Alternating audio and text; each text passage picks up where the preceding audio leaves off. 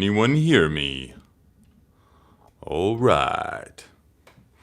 Welcome to the Saturday morning live stream here at Garden Like a Viking headquarters, Northern Indiana, Zone 5B 6A. And today is a total anomaly. Something in the matrix must have messed up because the sun is shining today, which is very odd for this season, this time of year.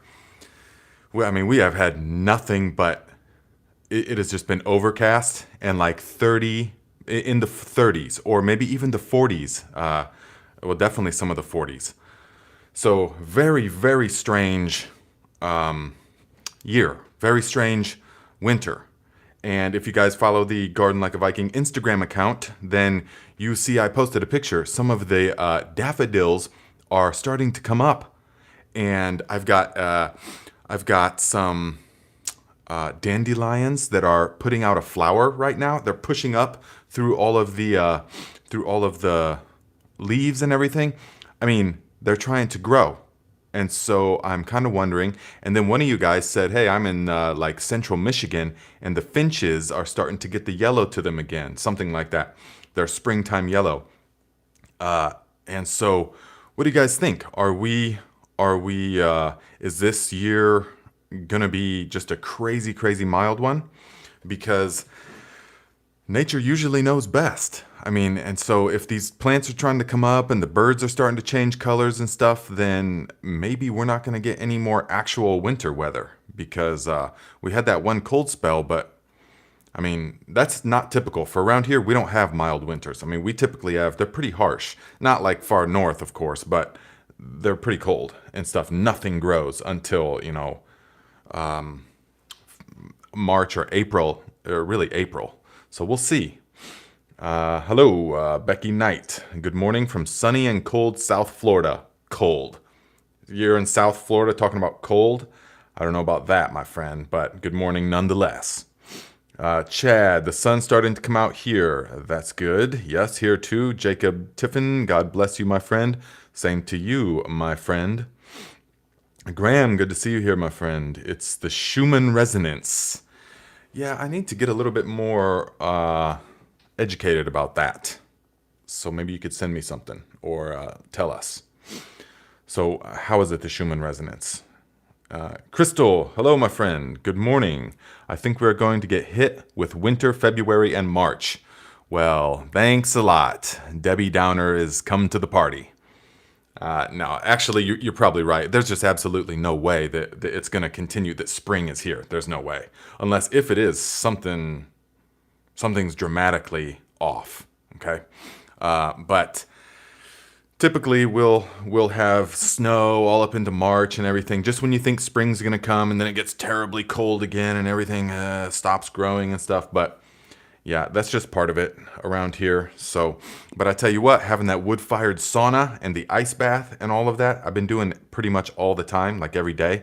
I don't even notice this winter. It's not that typical, like, oh man, it's winter time. It's just been great. I've been growing wheatgrass. I've been doing all kinds of good stuff. So I'm loving it still. Garth says, hello from sunny and cold Northern Ontario. Yes, now when Garth says it's cold, I think he's talking about actual cold. Yes. Patricia, good morning from Vancouver. Do you have ticks where you live? Yes. Yes, we have ticks. Lots of them. But we don't have big pine forests right around here.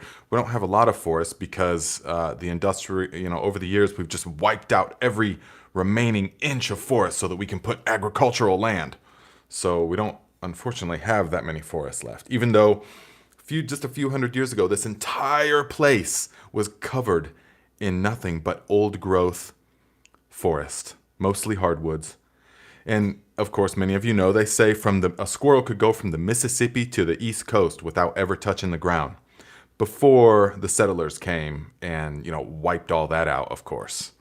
But, so Mr. Tablet Man, hi Nate, looking good, brother. Blessings from West Brom, UK. Thank you, my friend, and blessings to you as well. Lori Sparkles, Northern Utah. Oh boy, I bet it's cold there. She says so much snow, more on the way. Last year was really mild. Wow, okay. So yeah, we're not having a lot here at all. But I mean, that doesn't mean anything. Indiana's like right on the cusp. Northern Indiana's right on the cusp where we can get like northern winters, but then like southern heat during the winter, and it can be real slushy and stuff. So, Rune Master Horowolfaz. Yes, thank you very much, my friend. $1.99, first tip of the day. All right, starting it off right. Mish rhymes with fish. Hello, my friend. Starting my sweet potatoes now. Lots of toothpick action. Yes. Okay. So when is your first your last frost where you're at in Texas? Probably. Well, yeah, that will depend. But actually, guys, okay. So I made some videos last year about how to start sweet potatoes, and that method works really well, and that's what I've been using for a number of years. But last year I found out a method that is actually far superior. And so I will be showing you that. I will be showing you guys that pretty soon. And it doesn't take nearly as long. That's the main thing, is that the method I'll be showing you guys to start sweet potato slips this year, it takes like half or even a third of the time. It's crazy. So stay tuned for all of that. Because yes, we will be starting seeds before too long. But not now. I mean, for most of us, you and where you're at, Mish, probably can, I don't know when your first frost or your last frost is, but for most of us, man, I got people hitting me up already about what seeds have you started already? I feel like I'm late to the game. And I'm like, dude, it is January. You should not be starting any seeds. I mean, not short of, ginger's the first thing that we're going to start here in a couple of weeks. Then it's going to be onions. And then there will be, then everything else comes. And I'm all about starting stuff up. But as I will explain to you guys in the videos that are upcoming, you do not want to, the biggest mistake you could make is starting stuff too early. Because it's better to start it a bit too late than too early. Because plants like to have, if this was a graph, with time and then vigorousness on this one, it wants to go like this. So from the time that it sprouts, it wants to grow and have access to all the nutrients that it needs, all when it needs it. It wants the right amount of light. It wants the right amount of nutrients, the right amount of CO2 exchange, right amount of moisture. It wants all of that stuff in the proper proportions when it needs it, so that it can just grow from sprout, boom, healthy all the way. It doesn't want to have to sprout and then go, oh, wait a second, we got real terrible light. So it's just going to sit there and get all leggy and not really grow. Or it doesn't want to sprout and then go, oh, we're sopping wet all the time with no airflow. So we're going to get moldy, and then we're just going to sit like this for a long time. And then going to try and go. They never recover. The plants never fully recover after they've been started in ill health in their life. So you want to make sure you give them the best possible opportunity. Hot. Okay, this one is chamomile, of course, delicious chamomile. Smells like wild mountain flowers and fruit and stuff. And then the lemon verbena, lemon verbena from outside. I dried it and everything, and it's delicious. Gives that nice citrusy kind of, obviously lemon, but also floral and fruitier than just lemon. And also the lavender. Yes? Okay. Ingrid says, plant timing is key. You are absolutely right, my friend. Becky says, I tried broccoli sprouts and totally failed. They stunk, so I threw them in the compost. Okay, are you talking about sprouts, like where you actually sprouted them in the jar so you could eat them as sprouts? Because I'll tell you what, guys, something I really realized this year is that the seed matters tremendously, okay? I've got a bunch of seeds from different years and stuff. I got so many projects and experiments all over the place going on, but I have some seed that is now 3 years old of broccoli, and it has just been stored in a mason jar, yes, airtight, but with no oxygen absorber and no UV blocker or anything like that, and it's been stored right in the pantry at a mild temperature, And so it hasn't been stored in ideal conditions. And so now I went to sprout some of these broccoli seeds, and this is what I'm getting. And just so you know, this is terrible. Only about 10 to 15% are even sprouting. And the ones that are sprouting are just super weak, and they don't have the vigorousness that you want.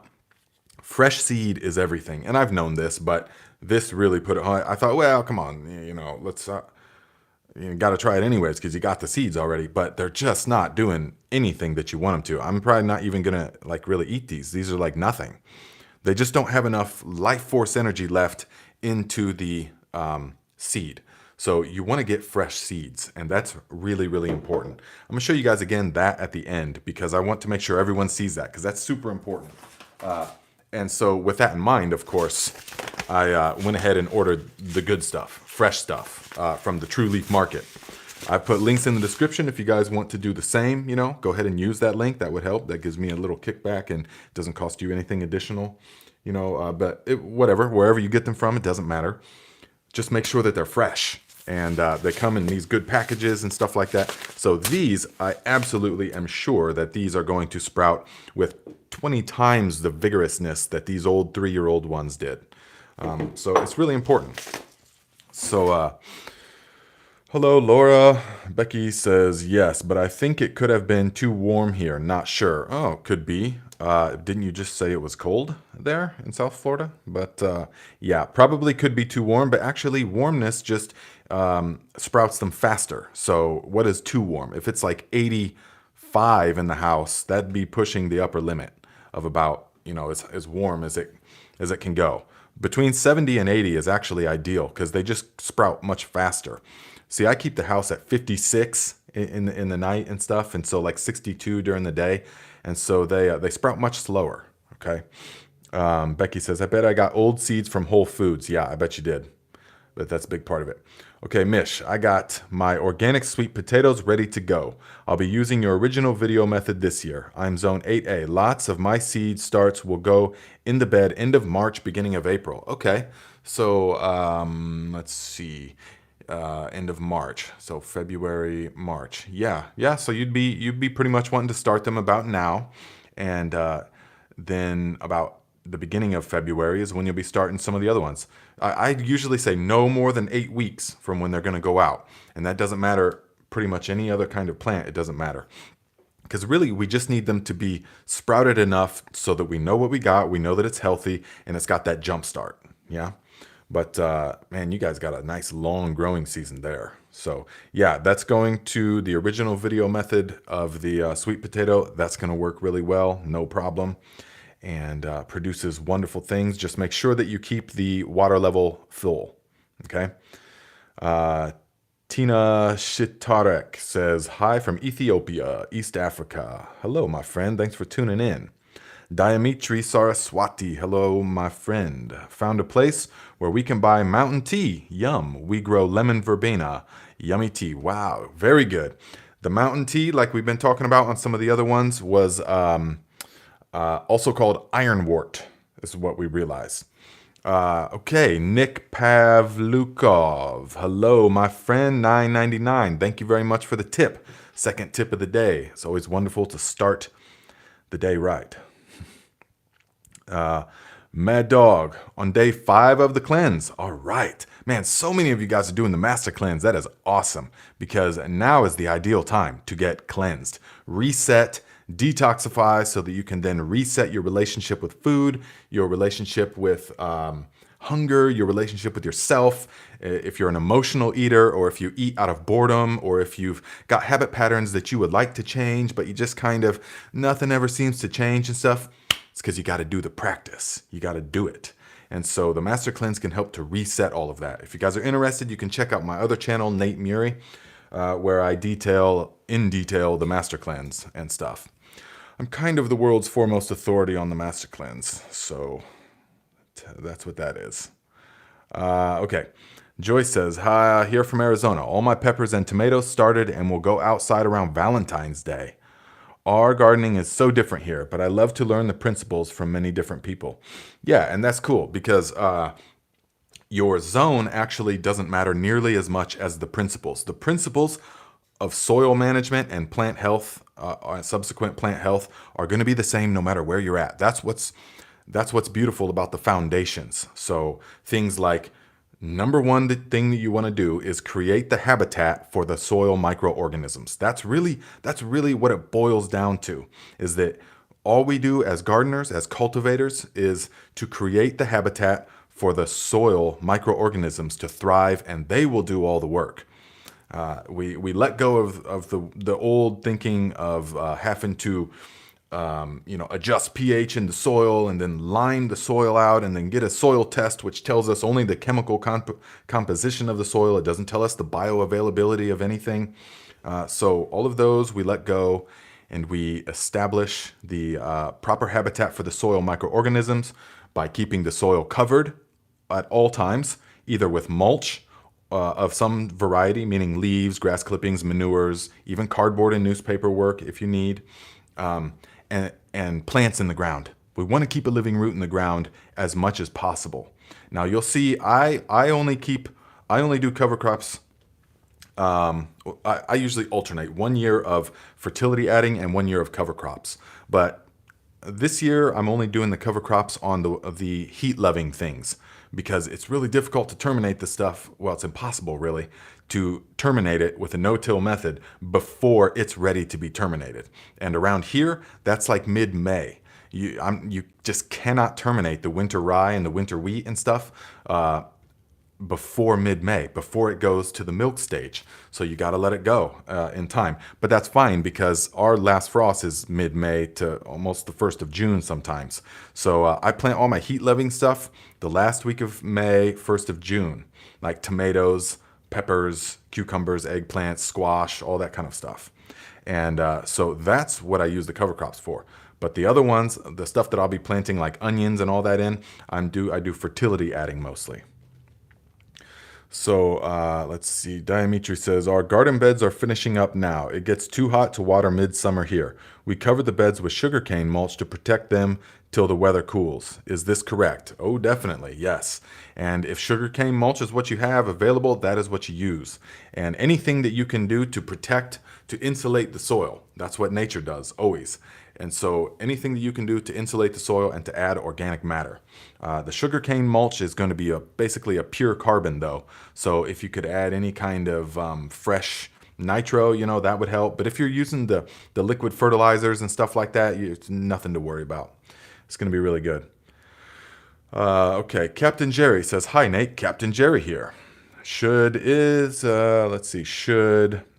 Is it necessary for me to keep my seeds in the fridge, or is it not necessary? Well, that's the ideal place to keep them. In the refrigerator, even the freezer. You can keep them in the freezer, no problem. But the thing is that I don't have enough space. I would have to get a whole separate refrigerator for the seeds that I have. And so I just keep them in the cellar, basically. I call my basement the cellar. It's like sort of it's unfinished, and stays, really cold, because this is a 100-year-old house with super leaky windows and all the insulation is falling out of the walls and stuff. Long ago, it's just vaporized, I guess. All the insulation just vaporized.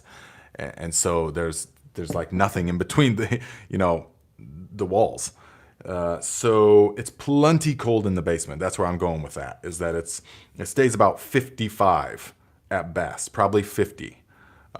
So those are the conditions, 50 and in the dark.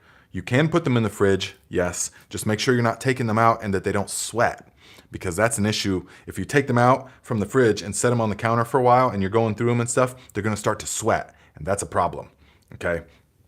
So that's the thing that we want to look out for. Mish, $50. Thank you very much, my friend.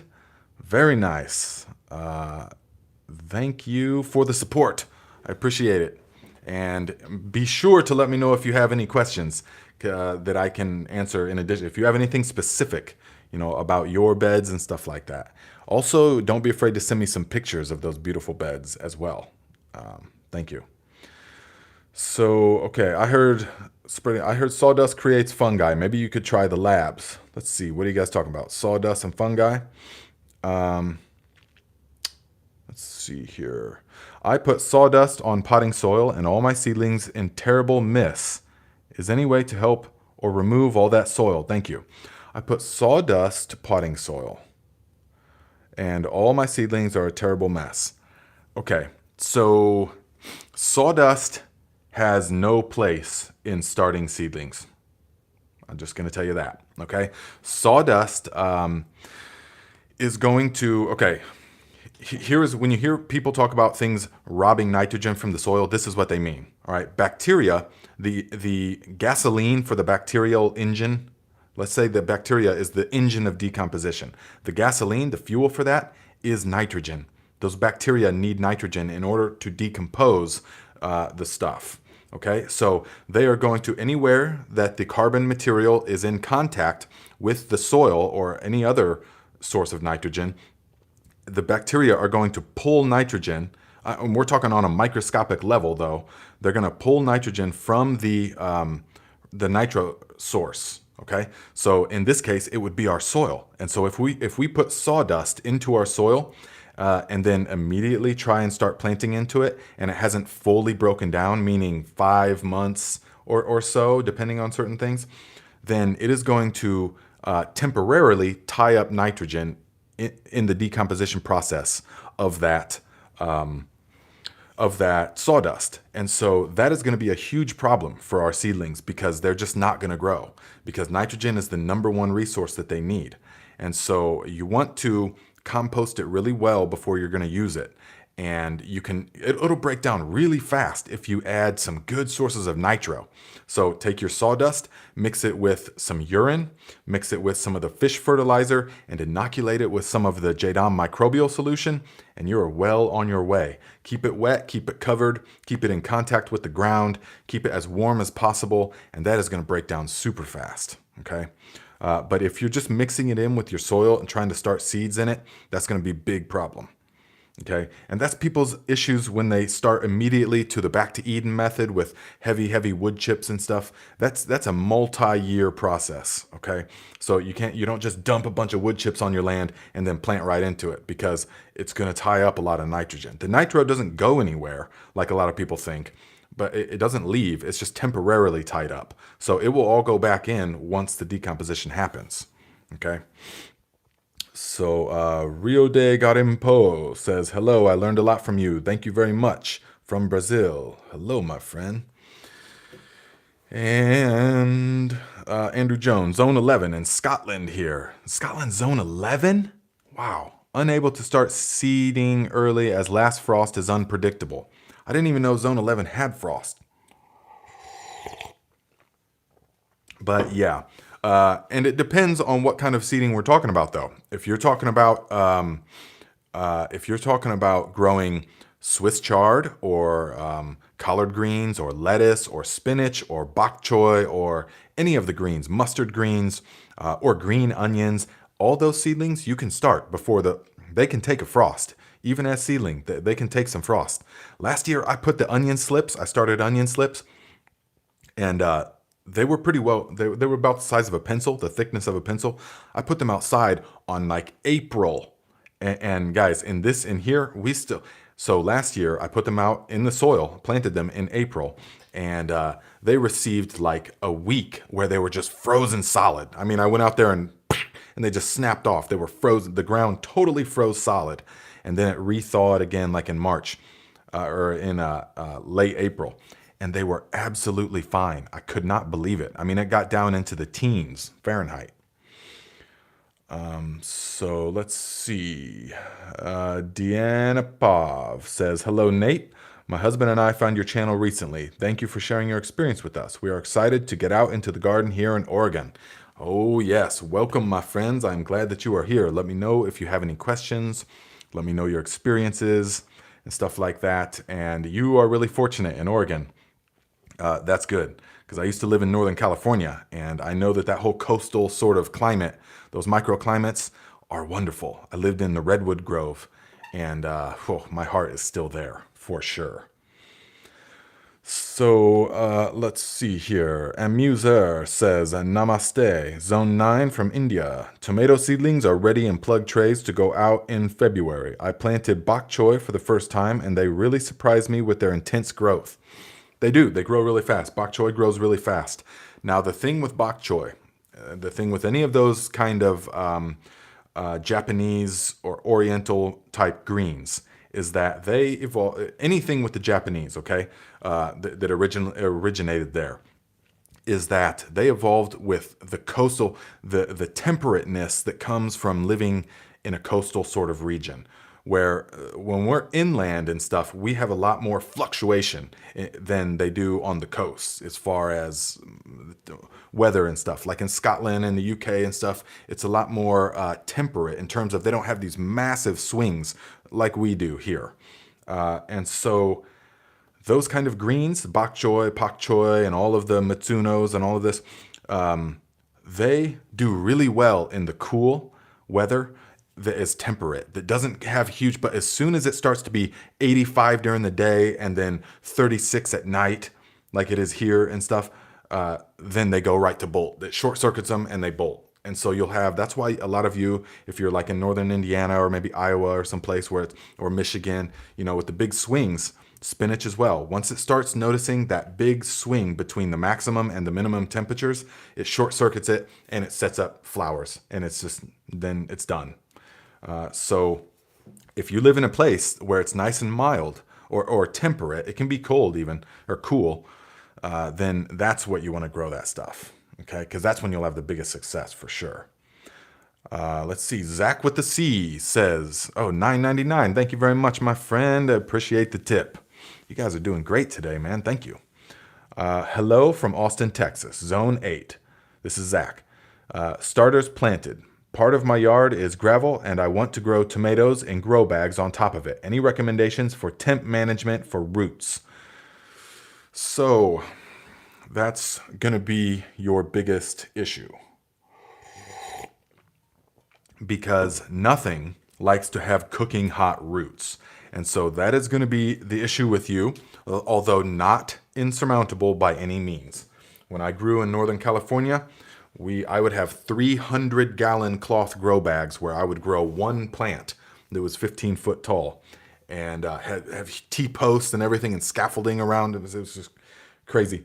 But in order to keep those, because we have cooking hot weather as well, in order to keep those moist, you have to shade them out. You have to shade it with, so whatever size pots you use, and I suggest using much bigger than you feel like you need. So if you're trying to grow tomatoes, people, yeah, they can grow them in 5-gallon buckets and they're like, oh yeah, my tomatoes did great. And okay, based upon their level of perception, those tomatoes might have done great.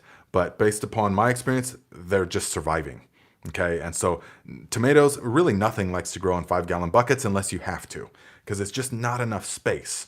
So you'll have kind of miniature everything. It won't be nearly as vigorous as it could be, and the roots kind of suffocate. So what would be best for you is to have a grow bag that is going to have some kind of a drip irrigation in it, okay? To where you can have them on a drip, or you can cool them off when need be. But then the main thing is that you want to have that soil covered. So you want to have your grow bag, but then you want to put leaves or grass clippings or even straw on top, and preferably around as well. So you want to shade out. You don't want the sun just baking down on those things. Or if you need to plant other plants, peppers or something like that, you can plant a number of different things around the grow bags or around the grow pots to shade them out. And that is going to be most important, okay? Because nothing will appreciate having roasting hot roots, okay? Let's see. Miss KC says, hi, everyone. I had a great cleanse and came off it right. I feel amazing. I started my sprouts too, and they'll be ready to eat tomorrow. And that sounds wonderful, Miss KC. Congratulations, my friend. I know what an accomplishment that can feel like. It's a little bit like climbing a mountain. You know, you did something, wow, really, that you probably didn't think that you could do, or that you wouldn't have typically thought you'd be doing. And it feels great to accomplish it. So good job. John Jude says, shade cloth to cool off the ground in heat. Oh yes, if it gets roasting hot, then a little bit of shade cloth can definitely help, especially during the real hot parts, like in the afternoon. That could be what you want to do. So my yard is gravel. I want to grow tomatoes and grow bags on top of it. Yeah, Temp management for the roots. Yeah, it's just going to be all about keeping it covered and keeping it moist. Okay. So I recommend drip irrigation unless you're going to be there, really diligently. But the bags can grow out, or the grow pots, they can dry out much faster than the earth does. Because when you plant them in the earth, they grow out and they have a lot more to draw from. So you just want to make sure. Another thing before you do the grow bag, so okay, you've got gravel. Now, if you watch, I did a video about how to garden on a patio or something like this, and to where I first made a frame out of wood, and then I lined it with a sheet of visqueen plastic, and then I put about 4 inches of leaf mold down in that whole thing. So the whole thing, it was like 4 by 8, or it might have been like 5 by 10 feet, and about 4 inches deep. And it was lined with the visqueen.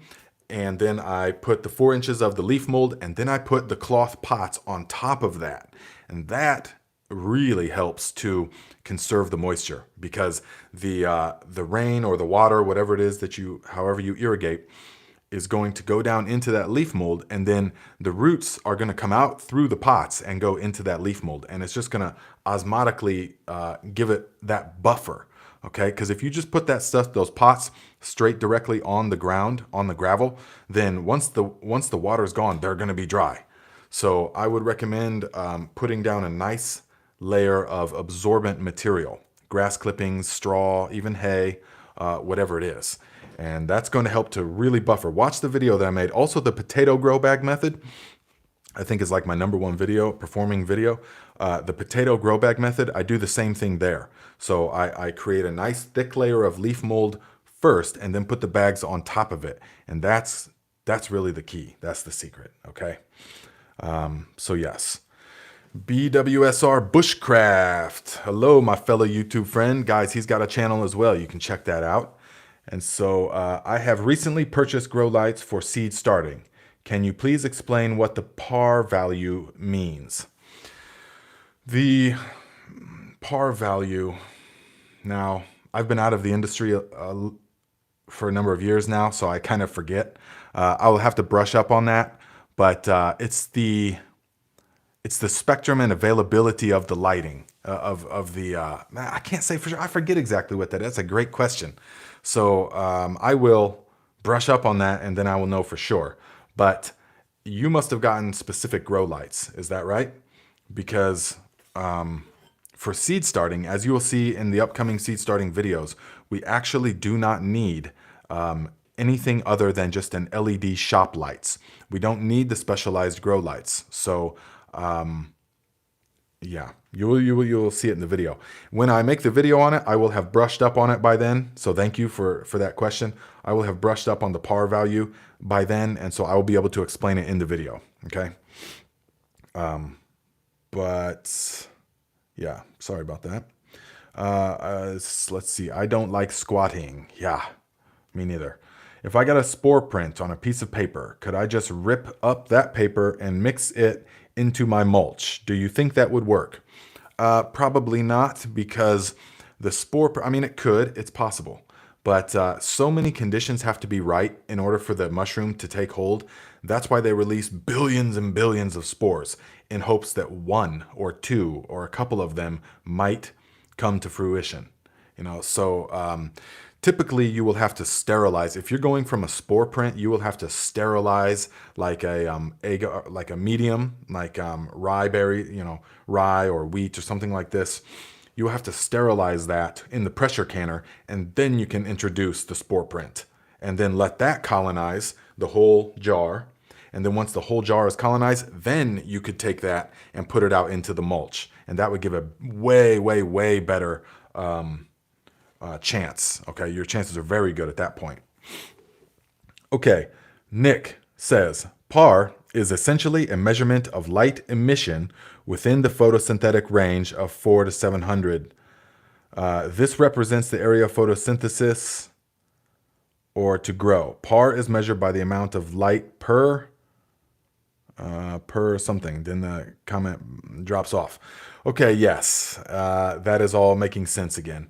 But see, I haven't had to use any of those kind of measurements lately. Well, 1, because I'm not in Northern California anymore.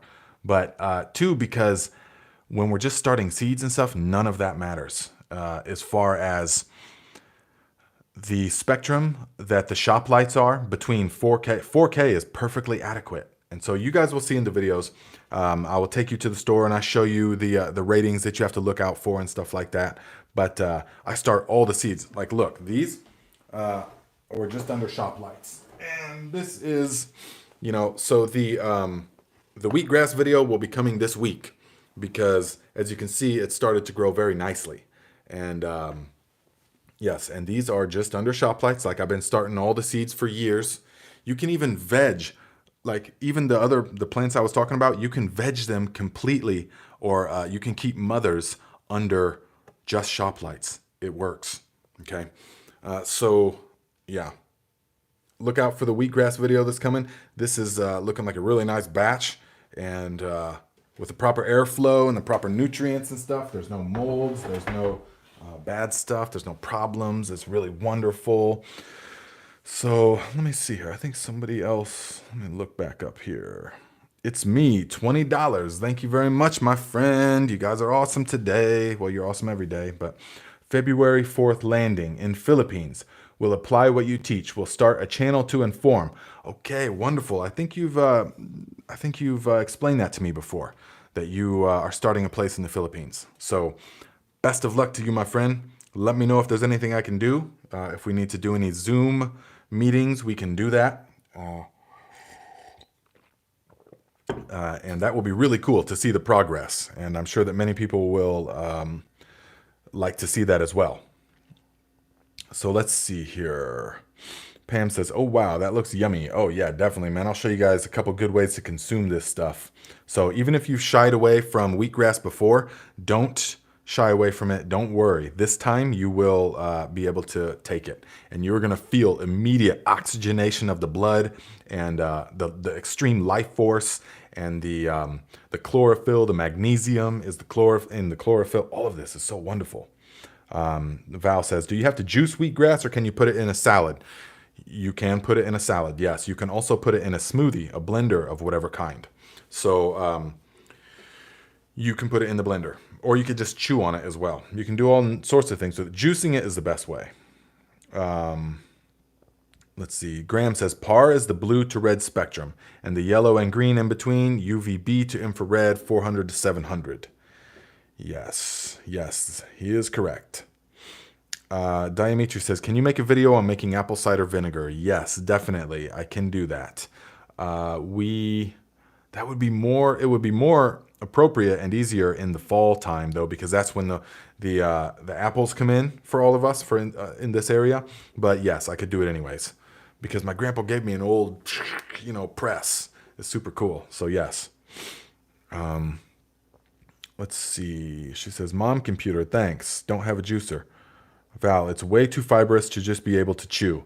Yeah, I mean, you can chew. It's grass. So you can chew it, but then you spit it out pretty much. I mean, you can juice it that way is what I was saying. You can also cut it up into tiny little pieces and to put it on something. I definitely have put it on like sprout salads and stuff, but the best way to do it is to juice it by far. Let's see. Chris says, when do you stop adding food scraps to a compost pile, especially in the winter? Well, the thing is that with compost, depending on your system, so like if you have a tumbler or something, then you want to add all of the nutrients or all of the ingredients, and then you want to let it decompose. You don't want to keep adding fresh stuff into it. Otherwise, that's going to keep delaying and prolonging the period until you can utilize it. So, but if you have one of the slow composters where you can access the stuff from the bottom, then it doesn't really matter, because you never stir it, you never fluff it up or anything. I've got one of those as well. It's just a 4-sided bin to where the bottoms, or the sides on the bottom, lift up. They have a couple of little doorways that you can reach in and grab the finished compost. And it works like that, man. I keep it packed full, and I just keep adding whatever I need on top. And then as it decomposes, it goes to the bottom, and then I scoop it out. And it's really nice, rich compost. So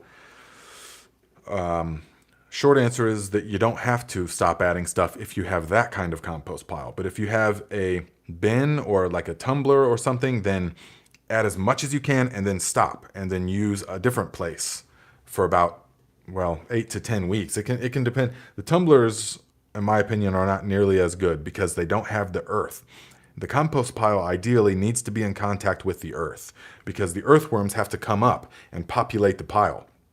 I never added any, but yet mine's filled with worms and all kinds of other microorganisms and insects and stuff. And you just don't get that in the tumbler. I mean, I've had tumblers as well.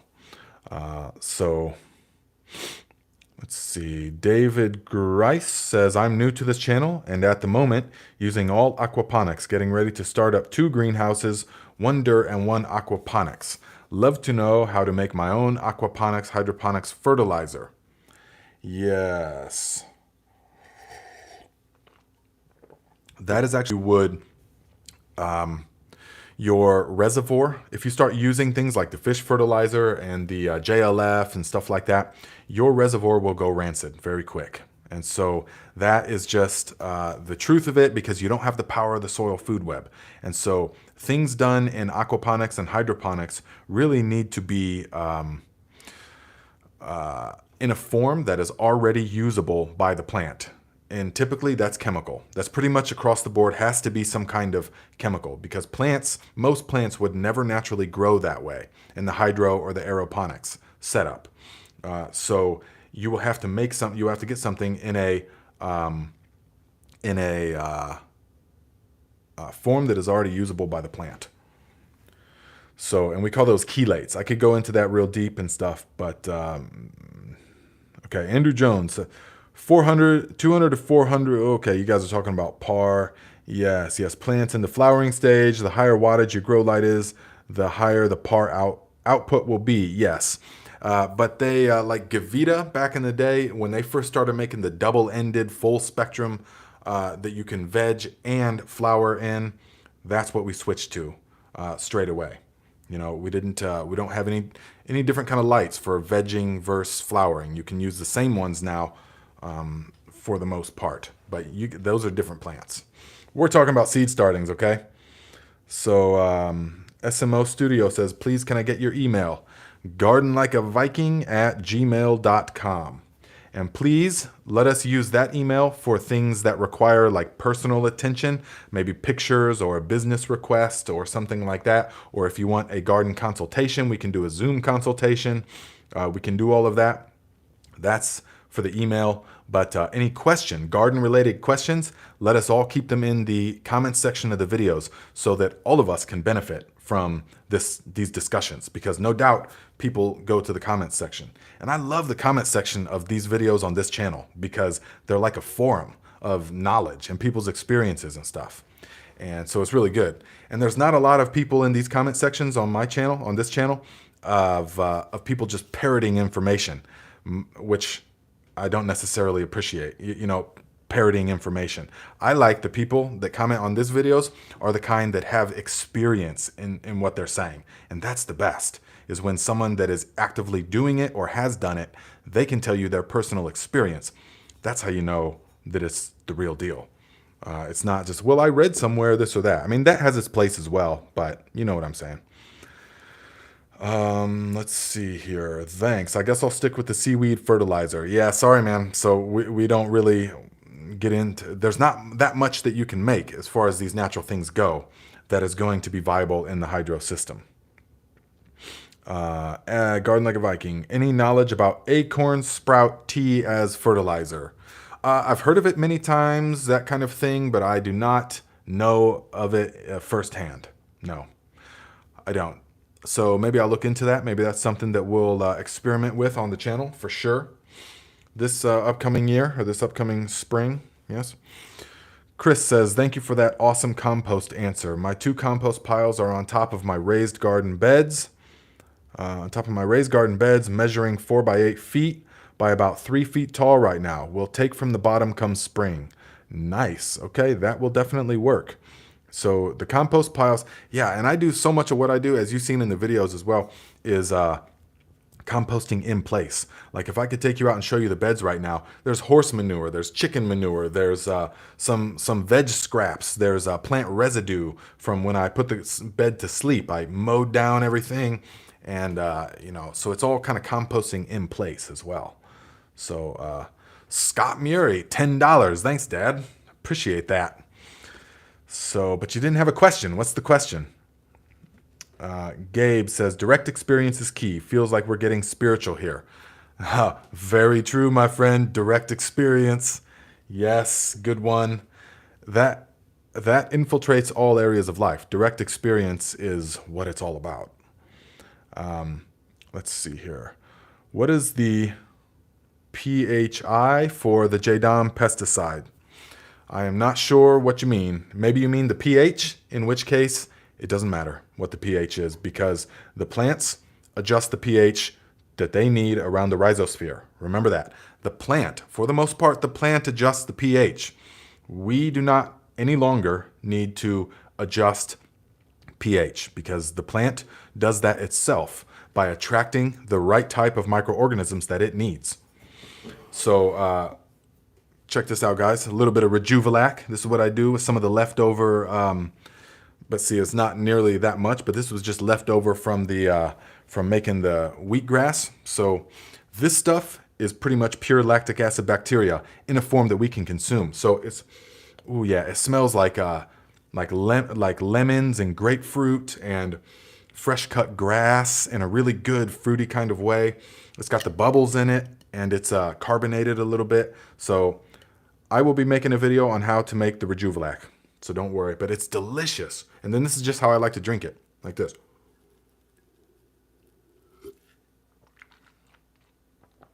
It's so refreshing. It's just light. It's like lighter than water and lighter than air. It's like a mild carbonation and just so fresh tasting. My goodness. So guys, and it's lactic acid bacteria. Okay, you can also give this to the plants. It's good, but it's a little bit costly to be giving to the plants. And we can consume this. This is much easier to consume than the labs. The labs cheese is great, but the labs liquid is a lot more concentrated than that. So let's see. Okay, and Christopher Manel says, greetings from Cape Town, South Africa. Currently, we are in the heart of summer. I recently applied wood chips to my garden and pots. Now there is an abundance of ant life. How do I get rid of them? Well, there's a number of different ways, but the wood chips, well, yeah. Maybe, hopefully you were around for the discussion I did on the wood chips just a minute ago, but so a number of things that you can do. What was the thing that you guys were talking about? It's the borax, right? You can add a little bit of borax, and I think you mix it with some sugar and put it on top. Man, I'm gonna have to find that answer because you guys told me your direct experience, and like 5 of you guys told me the same thing. I think that it's adding the borax. Do you guys remember who has done that? Yes, okay, borax. And it was just, I think you just mix it. You don't mix it with birdseed or anything like that. You just do borax and a little bit of sugar. Okay. Let's see here. Tushi. Question. I'm eating my sprouts. They are so bland. You prepare for tasty satisfaction as well as nutrition? Yes, absolutely. They should be tasty. So you don't just eat them. I mean, you can just eat them like that, but really the sprout is more like you can put it into salads. You can chop it up and put it, there's so many things, but I personally am at the point where I can just put a little bit of Bragg's or some soy sauce on top, the good stuff, and just eat them like that. Or I'll put a little bit of like apple cider vinegar, a splash of that, and I will just eat them. But I eat them like with a meal. So I'll have like potatoes and whatever else it is, and then I will just like take a big bite of the sprouts as well, as like a palate cleanser. So it's all fresh. But if you want, try to find you a copy of this old school book. If you're into sprouts, try to find a copy of, this is the one that got me turned on to sprouts many years ago. It's from 1970, it's from like 1975 or something, 1973, okay? And it's How to Survive with Sprouting by Buford Scott Reynolds.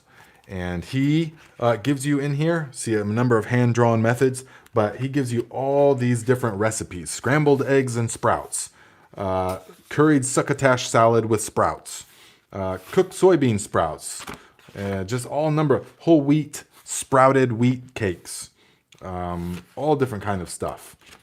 And so sprouted whole wheat bread, wheat cakes, sprouted wheat pancakes, all that good stuff. So this guy's real serious about it. So try to get you a copy of this. It's a really great book. And that will tell you everything you need to know. But like with most things, I tried to keep them as simple as possible and use it as a palate cleanser and or just enjoy it in its natural state. Okay, so we got some answers coming in as far as the ants. Val says, I use borax, sugar, water. Put a cut in a plastic bottle, leave the cap on, and place in the garden. The ants go and eat the stuff and die. Okay, and that sounds congruent with all of the other people that have told me that. So go ahead and I would say that probably that is going to work because it sounds pretty much on point. So mix the borax and the sugar and apply it. Hello, Mr. Viking, says Jeffrey Robinson. The bugs are eating my plants up. What's the best natural or homemade remedies? Thank you, kind sir. Well, there are many. So hopefully you have... Check out the videos on this channel about the JDOM natural pesticides. So we've made a couple of them this year, but they are not the strongest. This upcoming year, I will show you guys how to make the strongest ones. And in particular, you need to be growing the Jerusalem artichoke, the sunchoke, okay? So get you a supply of those, and then come fall time, you will make the ideal pesticide for next year. You see, I don't have any with me because they're in the basement, but I make a number of half-gallon mason jars of this stuff and then can it. I pressure can it so it stays good until the following year, until the following spring. And it's the Jerusalem artichoke one is really the most potent of all. But also the garlic and the hot pepper, the oregano and the mint, those different ones. But also the JDOM wetting agent. You want to use that as well. That really by itself is a really potent one for like any soft-bodied creature, the thripes and all of that. But I will show you guys real soon. Don't worry, I got the supplies. It's all coming up soon. I've been saying that for like 5 months, I know. But it's all coming up soon, the JDOM wetting agent video. So you will have that. Let's see, Juno VHS says, if you weighed all the humans on Earth and all the ants, we would weigh about the same. Isn't that crazy? They're like equally represented by biomass. That is pretty wild, and I have heard something like that before. SMO Studio says, can I add labs on the compost during pre? Yes, definitely. Labs on the compost is very beneficial. They love that stuff, okay? Let's see, Dennis Mike Sell says, ants take time to remove. 1 part sugar to 1/4 part borax. My best experience with borax has been putting the recipe in small soda pop caps along the trail of the ants. Okay. Very good. Thank you, Dennis. Or Denise. Did we go through this last time? General tips for flowers. Are they just picky? Never have luck with flowers. Well, what kind of flowers? That really depends. And some flowers are very picky because some flowers don't exist like that in nature. A lot of the things that people try to grow in their specialty gardens and stuff, they've been selected by humans. Not genetically modified, but like selected, you know, and they wouldn't naturally cross or exist in nature. And so it is kind of difficult to grow them. But for the most part, I recommend soil blocks, and I recommend starting them on a heat mat, and I recommend starting up your flowers. I like to start everything indoors just because you know that it's started. And it's, I mean, if I lived in a more temperate place, I would have the greenhouse or the Wallapini greenhouse, you know, the in-ground type. I would have all of that. But for the most part, you want to start all of it just so that you know that, okay, it's sprouted and it's good to go. That can save you weeks and weeks on just waiting for a seed to sprout in the right conditions. So let's see. David Groth, any hot pepper? I asked that same question several podcasts ago. What is that? What question is that? Tushi, Alexander, I would burn off that Bermuda grass. Oh goodness, Bermuda grass. Can you use any hot pepper or just cayenne? Okay, you can use any hot pepper because it is not it is not particular to the cayenne. We are using the capsicum.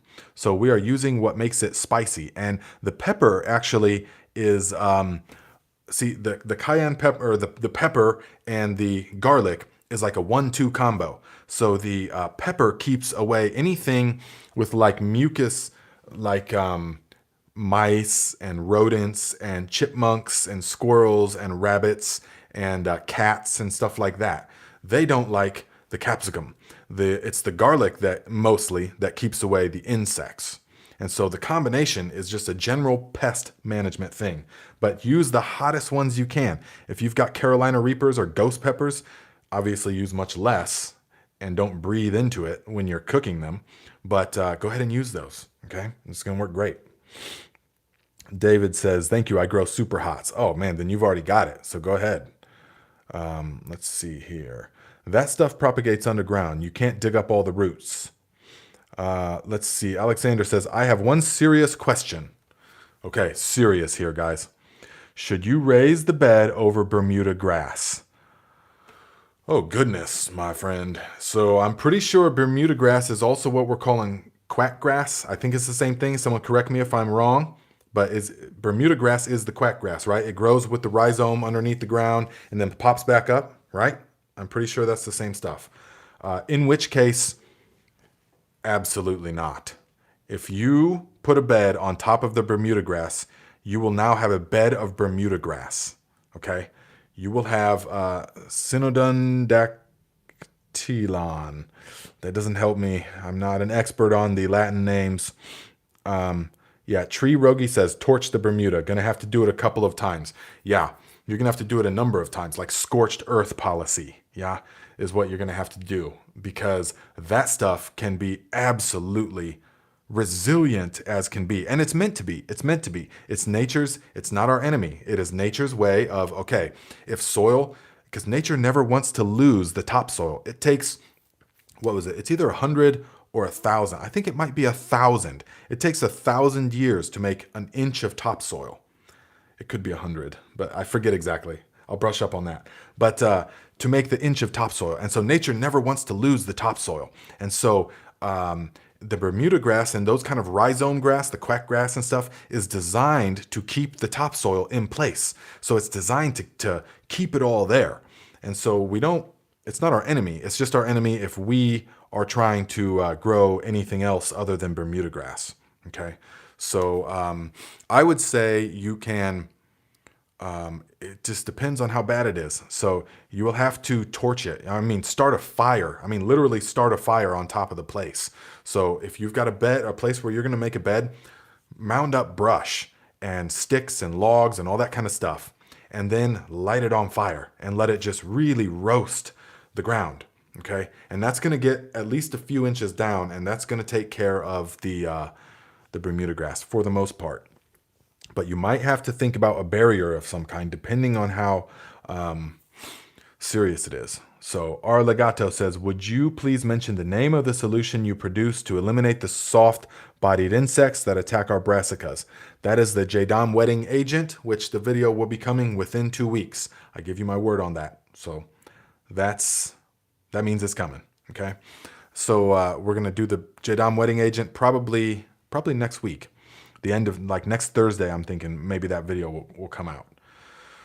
So that is gonna take care of most of the soft-bodied insects. Now here, I'm gonna give you guys, because you're the inner circle, and I haven't let go of this in any video. Well, I did briefly, but then I had to delete the video because people were in an uproar. And I was wrong about something though.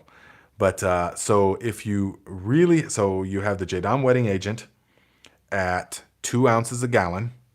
Then if you really have an infestation of either slugs, cabbage worms, or aphids, or thripes, or so many other soft-bodied creatures, you can add in 2 teaspoons of sodium hydroxide, which is lye, okay? And add that in and mix it up. And you spray that onto the creature, and that is going to absolutely take care of it, eliminate it. It's not a preventative, though. It is only once you already have an infestation. Then you can spray that on, and the aphids and mites and stuff like that, most mite types, will dissolve very soon. So that's the secret among secrets. But that's not a preventative. That is only an emergency if you have an infestation. Okay? So use it with caution and care. What food crop can cope with 100-degree Fahrenheit and no rain for 3 to 4 months? Well, I can't really think of any. And that's what I mean, you have to irrigate. You have to irrigate. There are ways to do it in the desert. Like if you look at Hopi desert farming, where then perhaps you can learn some things, but right, cactus, yeah, stuff like that. So you're going to have to irrigate. 100+ degree temps and 3 to 4 months without water is just not going to happen. You know, it's not, things don't like to grow. RIP, maybe indoor mushrooms. Oh, mushrooms? What are we talking about? Hello, Jerry, my friend. Hi, all just joined in. Running to catch up today. Yep, we've had a pretty good conversation so far. So, but I need something. Let's see. Cheers, Juno. But I need something immediate, not a few years from now. What are you talking about? Let's see here. Oh, yeah, the crop. Yeah, the thing, okay, I really can't think of any. I mean, 100+ degree and then no rain for 3 to 4 months. I'm sure that there are things, but man, where are you at that happens, that you can't irrigate? So Juno says, I grow mushrooms on horse manure, which is decomposed grains and grasses. Could I grow them on JLF made from grasses and grains? Could I grow them on JLF made from grasses and grains? Like a liquid? Are you talking about, because JLF is liquid. And so I don't think it would be the same. It wouldn't give the proper oxygen ratio for the mycelium to grow. You would have to have some kind of structural thing. You couldn't grow them on a purely liquid culture of microbial or of JDOM liquid fertilizers. Shalom Ahad says, or Shalma Ahad, hi, can I use sawdust now as a mulch for my garlic plants with 4-inch shoots? Sawdust as a mulch. Now you can, if that's all that you have, but you will want to then add a source of nitrogen because garlic is very hungry plants and they are not going to appreciate being starved. So the sawdust, the best way is to inoculate the sawdust first. So if you can get it with the JDOM microbial solution, also some urine, also some fish fertilizer, mix it all up in there, you know, or mix the sawdust with grass clippings. You have to mix it with something else because if you just put straight up sawdust on the garlic, it's not gonna do well. You're not gonna be happy. Okay. So, BWSR Bushcraft, would the technique of burning the leaves, then water it in, then put more leaves on top of the Bermuda leaves area work for a flower bed? I'm looking to supercharge my zinnia bed. Yes, that would definitely help. So you will burn the leaves, but you'll want it to get hot. So the leaf fire, like if you saw the video that I made about the ancient technique of using the leaves and stuff, that is actually a really low intensity fire. So it only gets down like an inch into the soil as far as its effect. And most microorganisms and stuff, it's not even a problem. But if you are trying to eliminate the Bermuda grass, you're going to need a bit more of an intense fire. So I'd put sticks and logs or something there on top of that. But then yes, so burn it. Like your zinnia bed, like I saw in the video, I saw a video of one of yours that you had a really good zinnia bed and you were drilling the holes. And so yes, if you wanted to like amend that, then yes, you could pile up the leaves, burn it, and then add more leaves on top of that, or preferably some kind of nitrogen source. If you have some leafy greens or something, you could put down in between that and the leaves would be really good, or some manure of some kind in between the burnt ground and the leaves. That would be ideal. Yes. Let's see. Shalma Ahad. Thanks for answering. Can I mix the sawdust with horse manure? Would that break it down? I have an allotment. I am new to it. Okay, so you could. Yeah, that would help to break it down. How much sawdust do you have? Do you have like a sawmill or something? Or is it just like a little bit? Because a little dusting is not going to be a problem. But if you're talking about covering 3 inches of sawdust on your garlic, that will be a problem. But if you want to compost everything first, mix the horse manure with the sawdust, and then add some urine on top of that, some of the fish fertilizer, and these are all things that I've made videos about, so that's why I'm referencing them. And any of the liquid fertilizers that we've made, you want to start adding that stuff in the labs. That will really help big time. That probably would be almost number one as far as to help speed the decomposition of it all. So yes, and then keep it covered, so that it doesn't dry out, and that's going to help break it down the fastest. Okay. So Juno says some crops like quinoa, cassava, yucca, sweet potato, and yam are also known to be drought tolerant. Yeah, true. Sweet potato could work, yeah, but just very much, unless you have because you're talking about 3 to 4 months with no water and 100+ degree temperature, you would have to do seriously prepared ground for that. You would have to have it deeply prepared, and you would have to have it with a really high water holding capacity, and you would have to plant the sweet potatoes like a foot down where they would have to find their way up, and then you would have to add a lot of mulch, leaves and stuff like that after they sprout. It could be done, though. It can definitely be done, but that's beyond the scope of this discussion. Let's see. RIP says 80 to 110 Fahrenheit in Hungary. Okay, you're in Hungary. Well, then, yeah, I would look into possibly trying to irrigate a bit. If you can irrigate, then high temperature, it's the water that is going to be your problem. The temperature, not so much. You can grow, there's numerous types of pole beans, also cow peas, purple hulled peas can grow in sweltering hot stuff. So there's a number of things that you could grow in the sweltering hot, so long as they're irrigated. That's the key. And get a shade screen. Tree Rogi says also get a shade screen. Very good idea. Yes. Okay, let's see here. Someone, Indian trench planting methods. Yes, that could work. That could work. And I have a large bag. Last year, D. Wright says, last year planted onion sets. At harvest, they were large and beautiful, but soon found most had split into 2 bulbs and then started to rot. What would be the cause? Well, sets are difficult, man, because an onion is a biennial, meaning that it grows its first year and then flowers its second year. And so sets are already in their second year of growth. And so it can really be a crapshoot. You're just rolling the dice as far as if you're going to have good quality plants or not.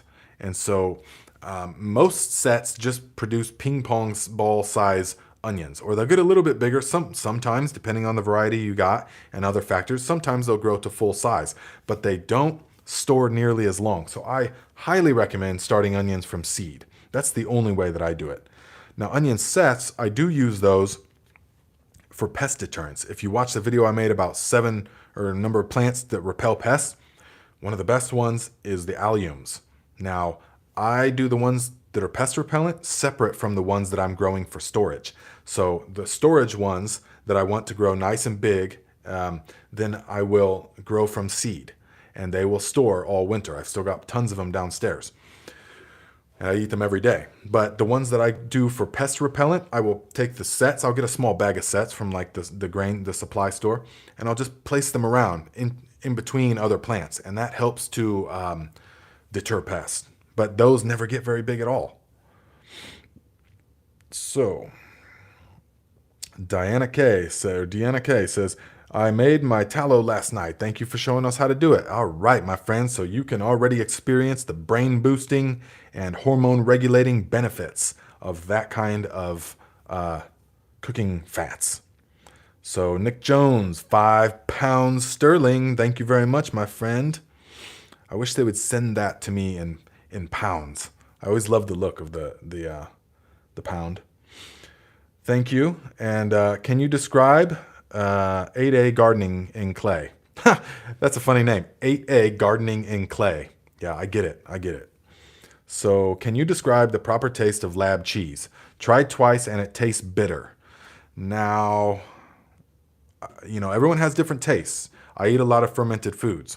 Sauerkrauts, kimchis, fermented tomatoes, which look, guys, I still have a number of these jars, and they look a little bit weathered, but they are delicious. I mean, every bit as delicious as after the first week of fermentation. These have been just sitting out on the shelf all winter.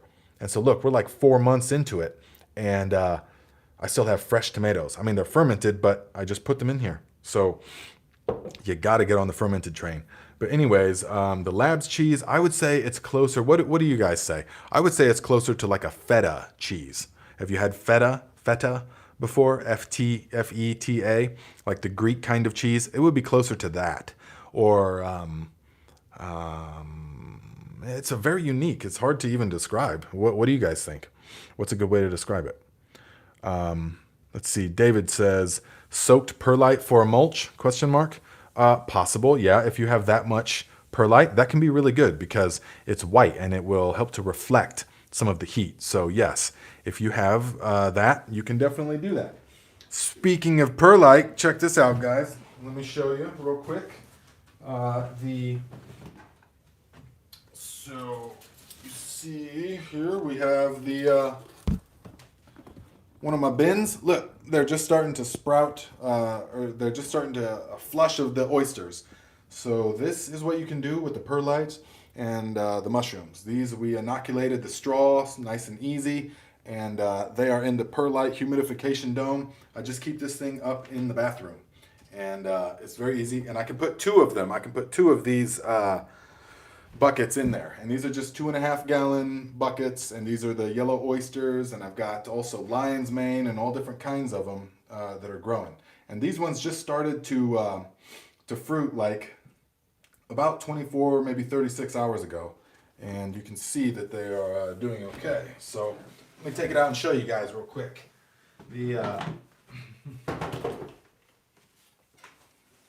Yes, and they are just starting to fruit. So the mushroom is actually really fantastically incredible in the sense that, so plants, they grow by cell division. So that's why the plant grows at a certain speed, and because it divides the cells, and that's how it grows.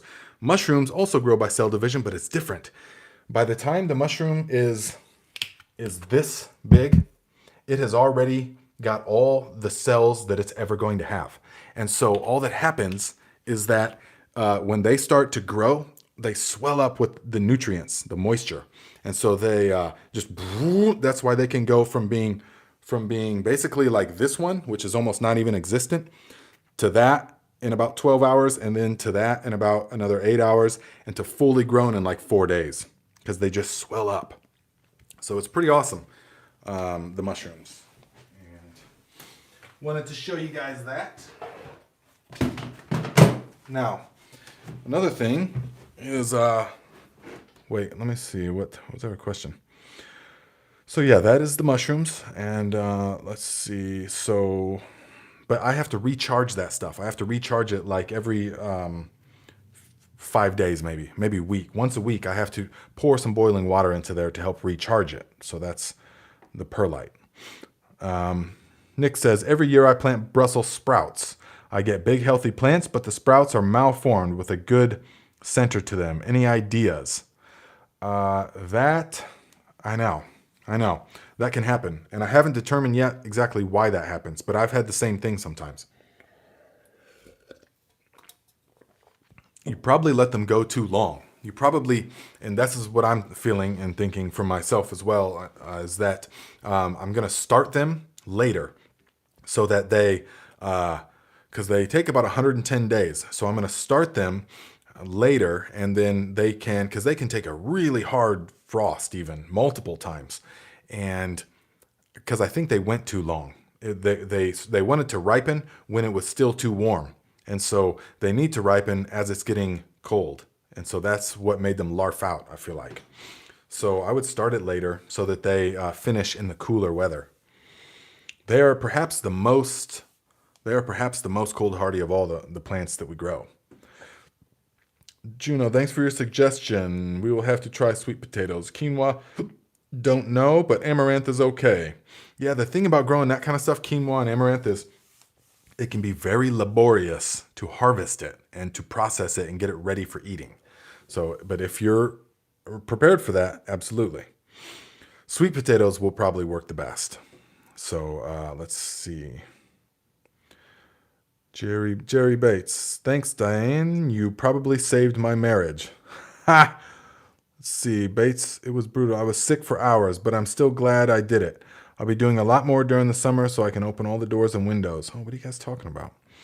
Anyways, are you planning to share a mung bean sprouting video? DB says that yes, and I am planning on that, but it's currently in the making. I had to get the supplies and stuff like that, but it is actually currently in the making. So that'll probably be the week after next week or the week after. But I'm thinking next week's going to be the JWA, the wedding agent. So you guys can make it in plenty of time for the season.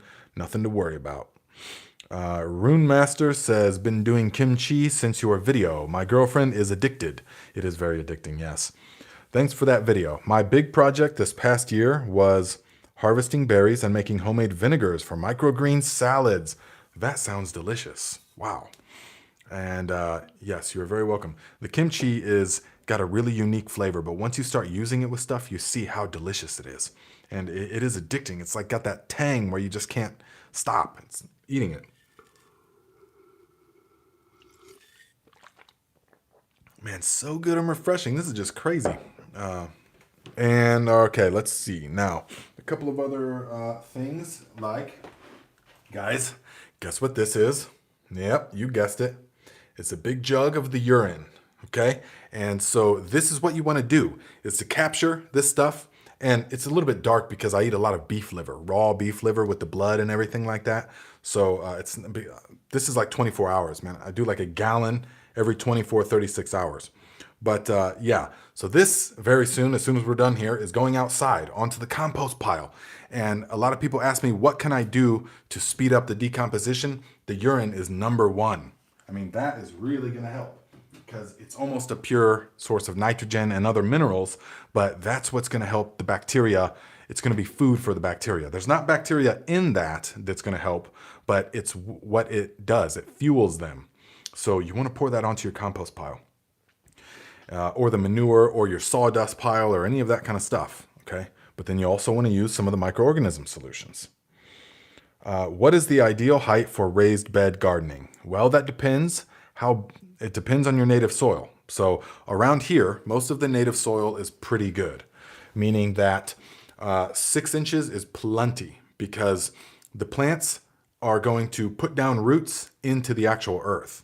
You're just raising the bed to give it, to kind of section off stuff and to give it, so you can focus your efforts as far as nutrition and stuff like that go. But so you can do 4 to 6 inches if you're going to allow the plants to grow down into the soil below. Now, if you, like in Northern California and stuff, where some of the times we couldn't do that. And so, because it was rock, or it was like hard clay, or it was like hard red clay. So there we had to raise them up at least a foot. So it has to be at least a foot, but preferably like 2 feet. If you can't use any of the native soil, then you want it to be like 2 feet really would be ideal, because you want them to be nice and down even further, even 3 feet would be good. Those metal raised beds that you see, if you are not using any of your native soil, then if you're doing it on top of rocks or a mountain or something like that, then you would put down the wood chips or the logs. You put down some logs in the bottom, and then some other debris, and then the soil on top, the compost and the soil, so that you have 2 to 3 feet would be ideal. But if you can use the regular, then 2 by 12, 2 by 6, any of that in between is going to be adequate, because then it more just becomes like a nice deep mulch for the roots. So, my raised beds are 141 or 14 and a half inches high. Ronald says my raised beds are 14 and a half inches. That's pretty good size. Now, are your roots going down into the soil? Because that would be really ideal too. Rachel, Successful Garden Design, says, wow, it took me 2 weeks to collect 5 gallons of the liquid gold. Nice. 5 gallons is very good. For me, I have to take it out. This is about 36 hours. for me. And I have to remove it. I don't like it to sit around for a long time. Like inside. When I first started doing it years ago, I had a 5-gallon bucket with a lid, but that didn't work for me.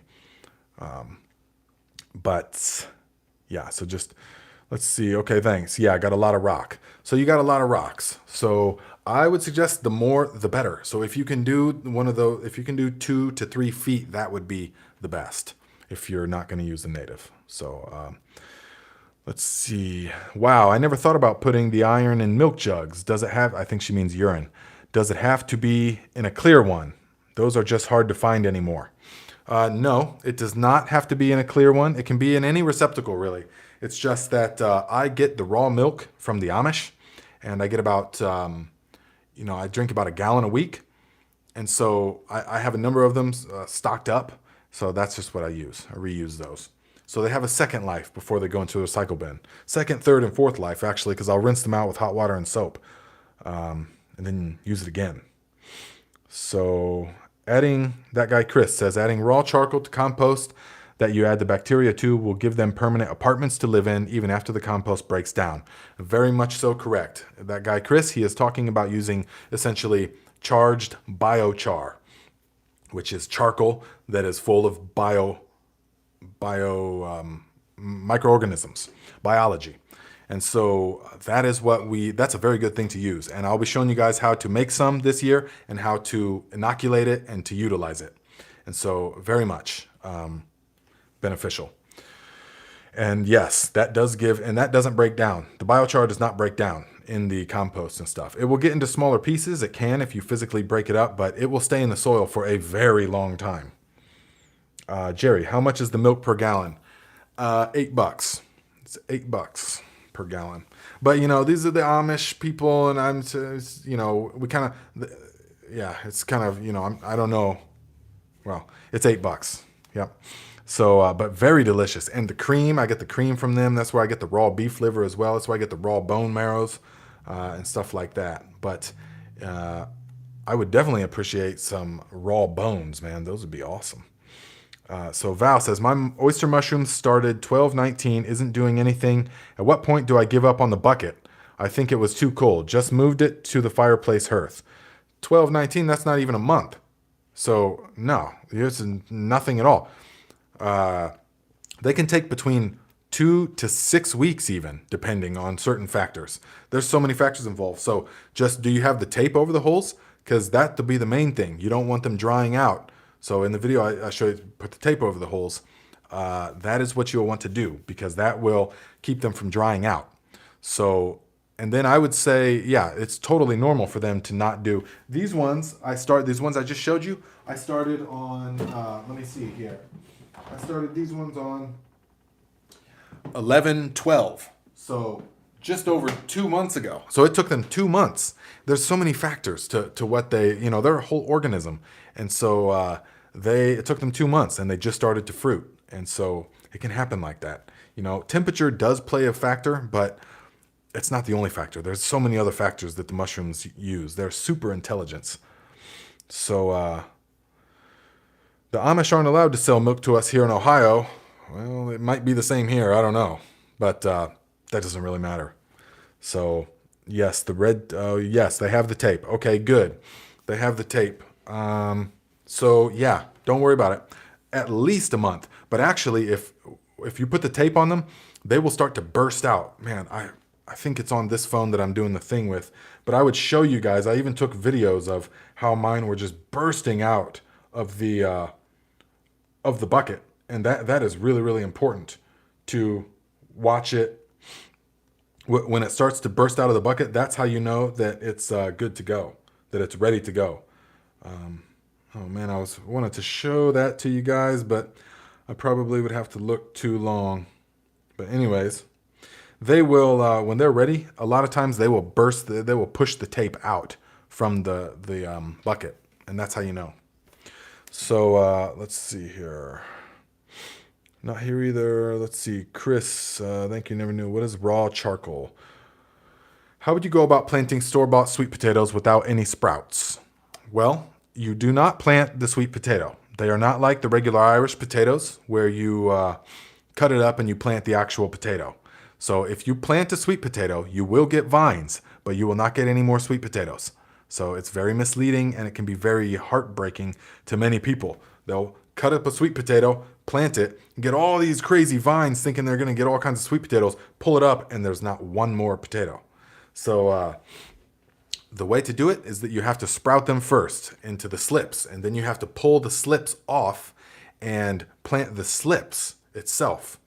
And that is how you will get a lot more potatoes. So I made a couple videos last year about it. They were some of the first that I made on the channel, and we're coming up on that time again, so I'll be making more videos on the topic. But any video that I make for you guys will be in plenty of time for you to actually do it yourself.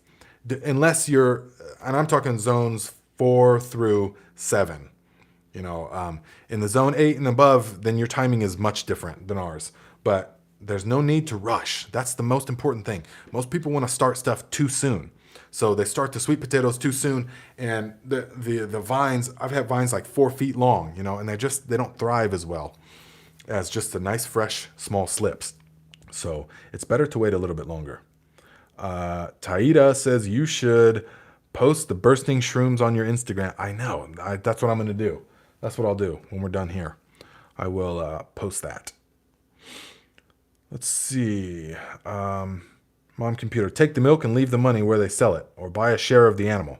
Yeah, that's typically how you have to look up a herd share. So I found, or you can find through, there's a website like a Find Raw Milk Near Me or rawmilklocator.com, something like that.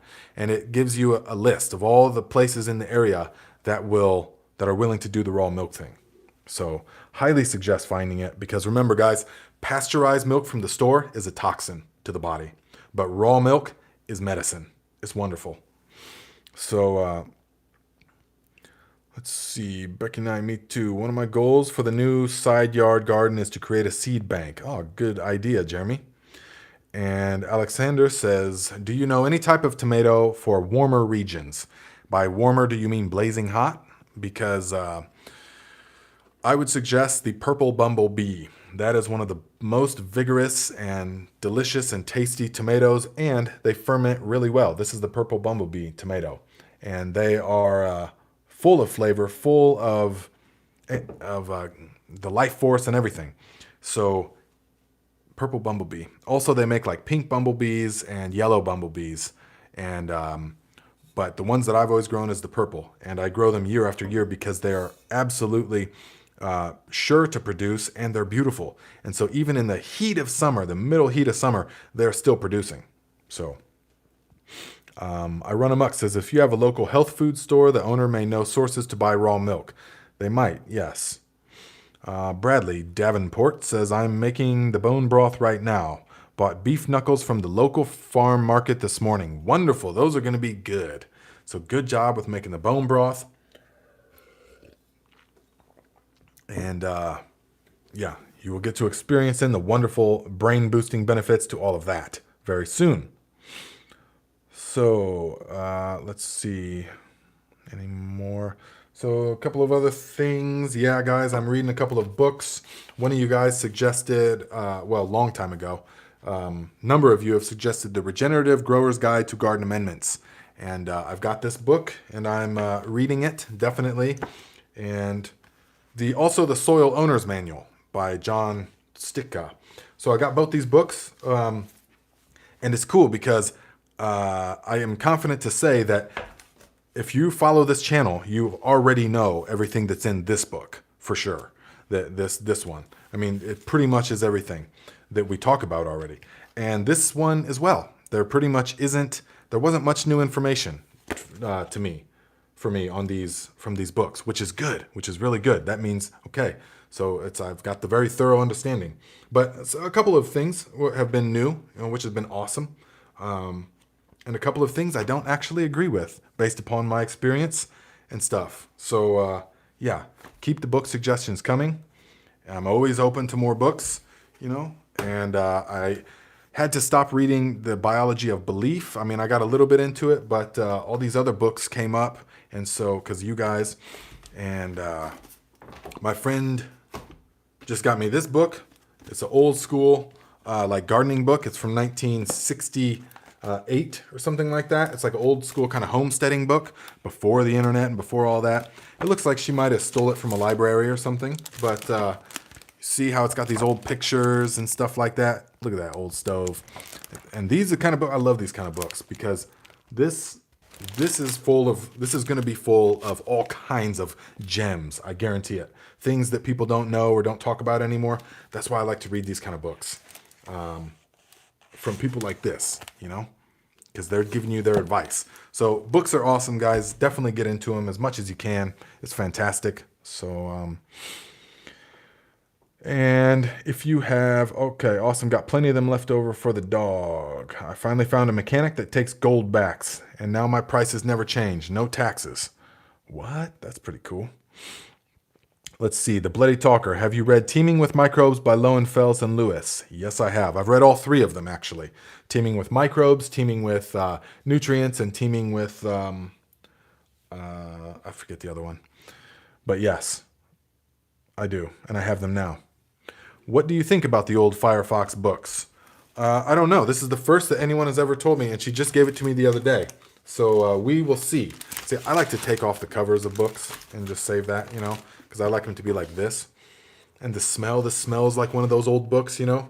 And this says, to Ube, happy birthday, 1974. Love, Jan. That's pretty cool. So shows this really old fossil out there doing these draw knifing and stuff like that. Yeah. Super cool, guys. Have you read any of the books by David the Good? Also a YouTuber. No, I didn't know that he had books, but I could check that out, definitely. You know, David the Good, he's got all kinds of good information, and he's really doing it. You know, it's fantastic. The big thing about him, though, as far as, you know, that he is more for like tropical. And so certain things can work. You know, he was in like Costa Rica or something, and then Florida now or whatever it is.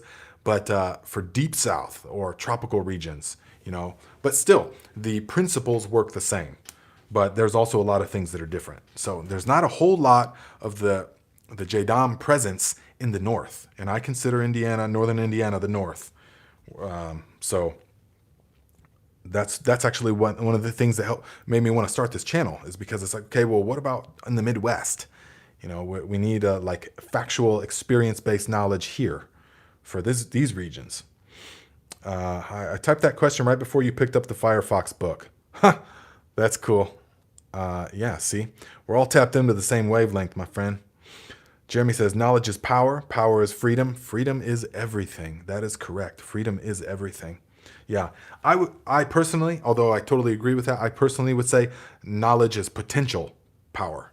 Did you say power? Yeah, knowledge is power. Knowledge is potential power. There takes action. There takes you have to do something about it. You have to, you know, infuse it with the enthusiasm of life so that you can then put the knowledge into practice. Otherwise, it just remains potential power. You can know all kinds of things, even if they're experience-based, but if you're not putting it into practice, then it doesn't reach its full potential, the knowledge. So let's see. Yes, David is in Alabama right now, I believe, from Florida earlier. Okay, well, he's moving around all the time with all them kids, and he's got like 8 kids. That's cool, though. So I got some Firefox from the late 60s. That's cool. Jerry says those books are treasures. Yes, absolutely, my friends. So, okay, well, I think that we're going to draw to a close here. So this has been a really fantastic conversation. And if anyone has a burning question, you can ask it real quick. But look out. This week, I think, this coming week, we'll do a wheatgrass video. See, I had the whole tray of wheatgrass there. But this is another good way to do it, to stage it so that you have this one that is available, you know, for one day, another one, or a day, or maybe even 2, and then this will be just coming up, and then I've got a couple of other ones that are just starting. And so the wheatgrass is absolutely awesome and fantastic, and we're going to be starting seeds pretty soon, and so we need to we're going to set up our seed starting setup, but then we're going to test it with a few runs of wheatgrass and microgreens. We're going to grow some of the microgreens so that we can test our seed starting setup. We didn't get really big into the microgreens this year. We will next year, but just other things got in the way, you know. But we're gonna do things like some broccoli, Waltham 29 broccoli, some Mammoth Red Rock cabbage. We're gonna do those microgreens so that we can make sure that our seed starting setup is all right, meaning that the heat is proper, the lighting is proper, the airflow is proper, all of that stuff, that all of our equipment is there. So even though it's so that can help people to quench their desire to start seeds way too early, is that you can get all your setup done and then grow some microgreens instead of your actual garden sprouts for now, okay? And guys, if you haven't liked the video yet, go ahead and do that, please. It helps everything, of course. And like all the videos, that would be great. Yeah, we're also gonna do some of the, sunflowers, some black oil sunflowers. So yeah, awesome amount of stuff that we can do. But like I said, set it all up based upon the videos coming up in the next couple weeks, and then do some test runs with the microgreens to work out any bugs in the system. And then you will have great success. You guys are gonna have greater success this year than ever before. I could almost guarantee that, so. Okay, my friends, thank you very much for everything. I will see you next time. Every weekend, every Saturday, 12 noon Eastern time. That's New York time. Same time, same place. Oh, one question from Val. Can I spread ash on the raised beds without mixing with water? It's supposed to rain snow tonight, so I thought it would be wet enough. I have to put a frost cloth on the night. Yes, you can spread the ash. Yes, you definitely can. About 1 liter, roughly 1 liter per square meter. Go like that, okay, per square yard, 1 liter. You can use it about that to begin with, and then just let it all rain in, okay? So let's see here. Okay, guys, we'll see you next time, my friends. Oh, Taida, thank you very much. I gotta say, Taida, thank you very much for the $5. That's what I was looking for. That's right. Enjoy the rest of your weekend. Thanks for the knowledge bombs. Anytime, my friend. Thank you for the $5. I'm glad I caught